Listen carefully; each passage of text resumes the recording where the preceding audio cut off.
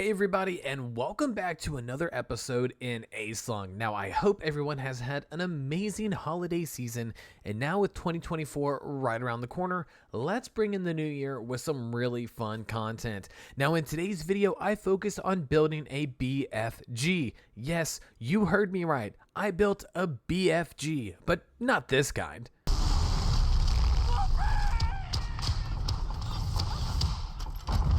I actually built a big freaking gatehouse.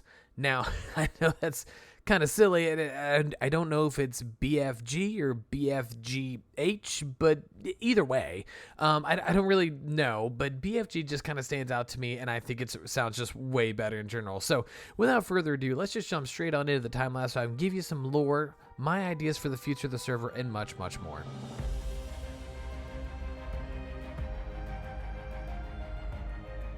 Okay everybody, so let's get down to the nitty-gritty details of this build. Now, the last episode of AESLUNG focused on the port area, and I designed a few smaller buildings like the chapel, the blacksmith, and things like that. Now, I had originally planned on doing some more smaller builds, but the opposite actually happened while I was devising my plans. Now, instead of a few smaller builds kind of muddled together and organized right here, a large gatehouse magically appeared in my brain, and I just had to put the quote-unquote blocks to paper, as some would say. Now, as you can see, this gatehouse is built on a fully diagonal frame, and it comes included with multiple towers and lookout defenses, all placed diagonally as well. Now, this build took a while to understand and fully implement, but the results are astounding if I could just kind of, toot my own horn there for just a moment. Now, this gatehouse is a very good example on how a diagonal build can come together and still look really good, even by using simple building standards. I didn't do anything crazy with this. It's standard materials, standard angles, and all I did was just kind of, curve it off to that 45-degree angle, and it just kind of worked that way. It was, or 22-degree angle at this point, I believe. But either way, this gatehouse, let's get into some lore here. This gatehouse serves as a checkpoint for merchants, for sailors, and the citizens of AESLUNG looking to move from one side of the port to the other. Now, in theory, soldiers would not only guard the gatehouse, but they would also perform random searches on wagons of goods or even check cargo holds of the ships to ensure that there's no contraband or shady business going on. Now, another thing to note is that this build will not be the only one of its kind. My plan is to have AESLUNG have multiple checkpoints throughout its design, both on the lower levels, such as this one, and also on the higher levels that will maintain most residential and commercial buildings as well, but predominantly residential. Now, a city as large as this has to maintain law and order. It has to reduce chaos, and that is another reason why the military of AESLUNG is as massive as it is. According to the lore, and at this time in this lore's history, AESLUNG has a military might of approximately 25,000 to 30,000 soldiers in its entirety. Now, this includes outposts across the continents, the Navy, and the City Guard all counted as one. And you could think of 25 and 30,000 as not being a lot, but really and truly, if we're looking towards those older medieval ages, that's actually a ridiculously huge army. And it could definitely go a long way and still maintain order there. So it's pretty interesting. If you have questions, definitely look into the history of stuff. It's really cool. But either way, that's pretty much the basics of this build. Now, I really wanted to quickly go over some information for the year 2024. Now, I'll have more details on this later on, but this is kind of a generic bit here. Now, I do plan on continuing to make more videos and to expand on Elmoran as much as possible, and as well as the creative server as much as I can. That's kind of like a secondary point. Elmoran is obviously my baby, and it will be taken care of as priority as such. But I'm currently uploading one video a week. I'm really hoping to go for 2 a week starting in 2024, as long as time permits. It's not a guarantee. I'm hoping that it can work, but we will see.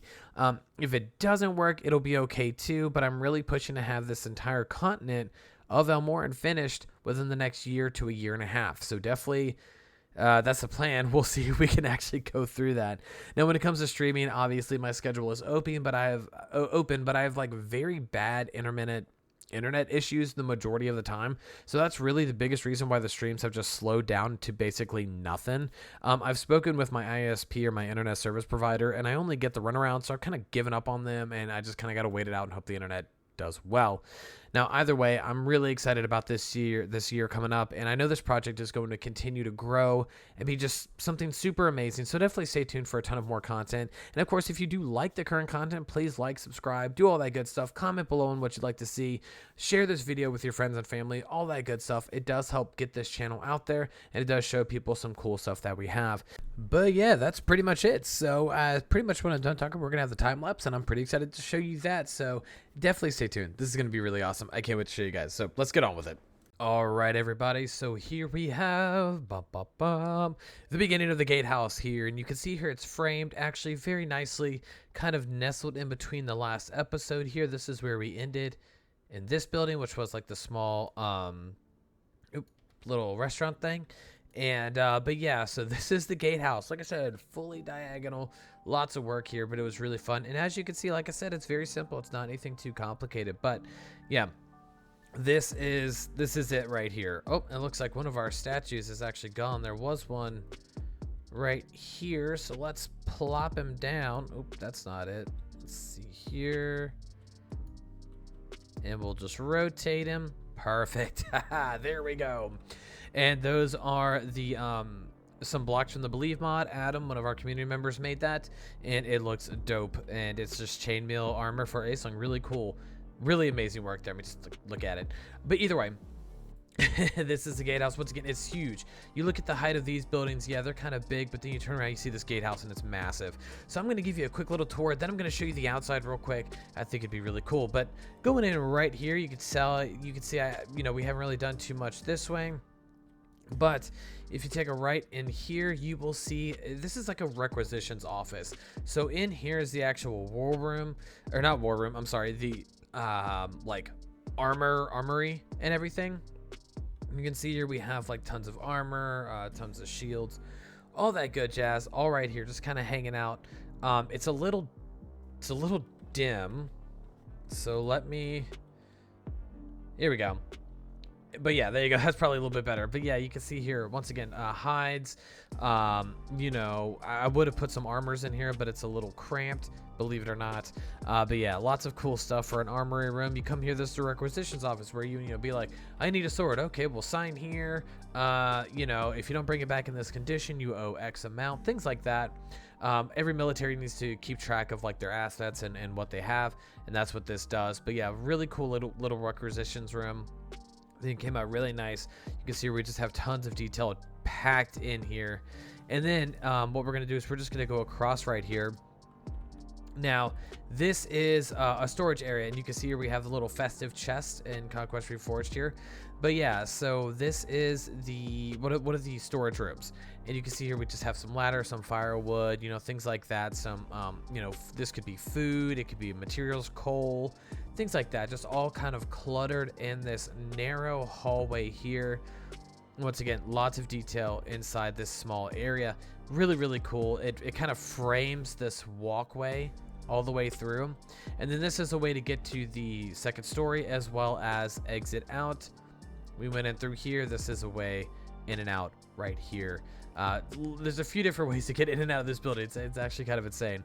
Now, this is the lower level, and you can see here we actually have a small little eating area for the soldiers stationed here. Just a small little bit. Got some food, got some basics, nothing too crazy. And then you have the defenses, and this is what I was talking about. You can see here, you can see out this way.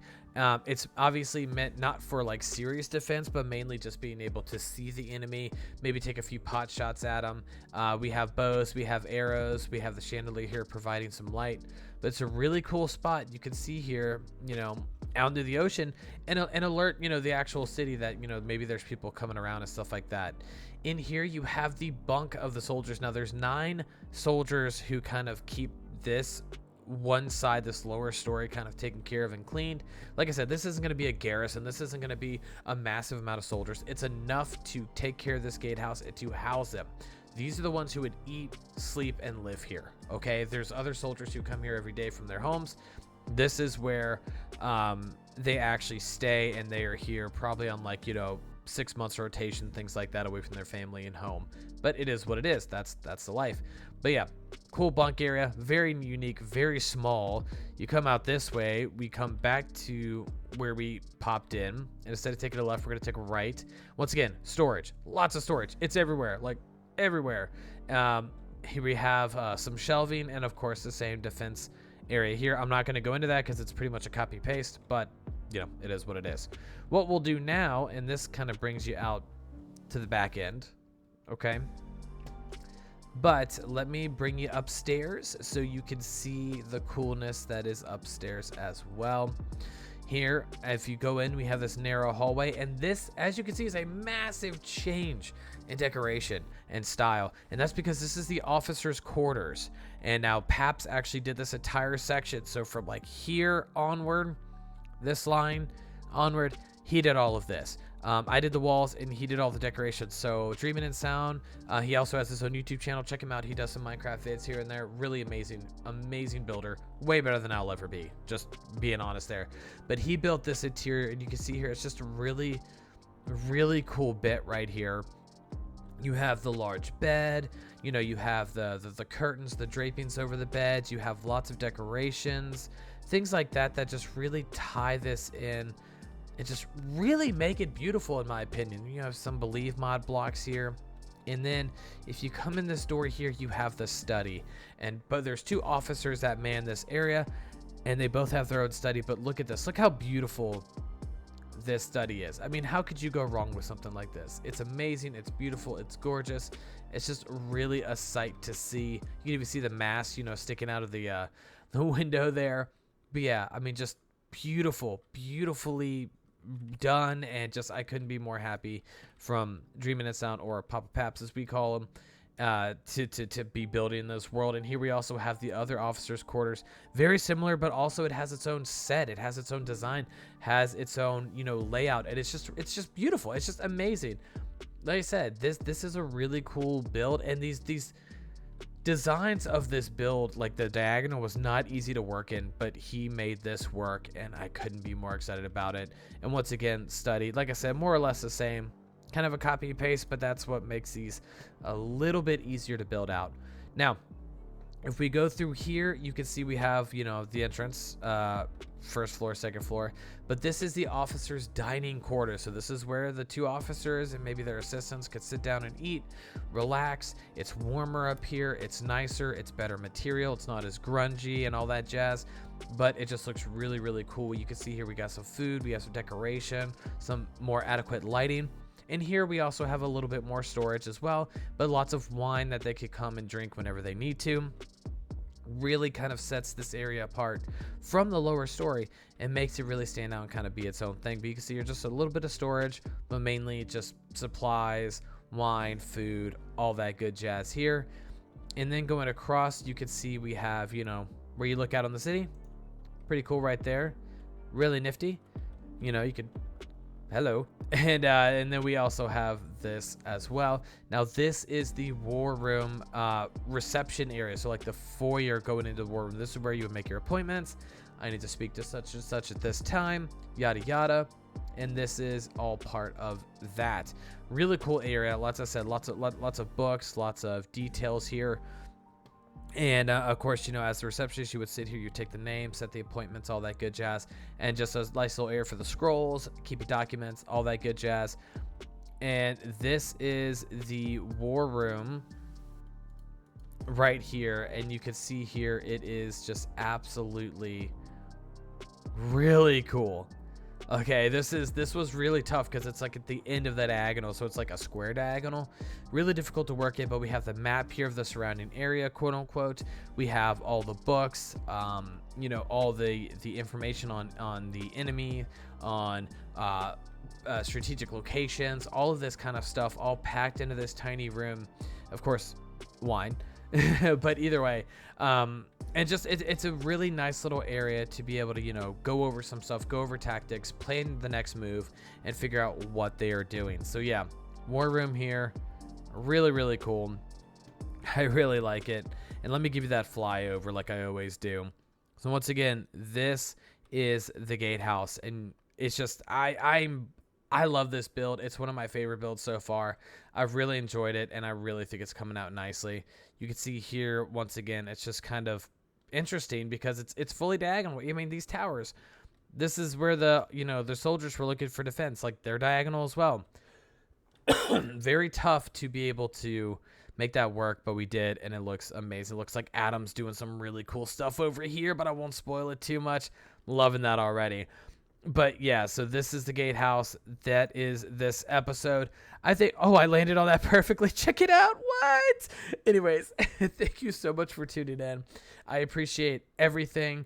I appreciate y'all watching. I appreciate everything that's happened in the year 2023, and I thank you for all your support. Definitely looking forward to the next year. I'm really excited about it. But for now, this is Legendary Porpoise signing off. Have a good day. Happy gaming, and I'll catch you again next year.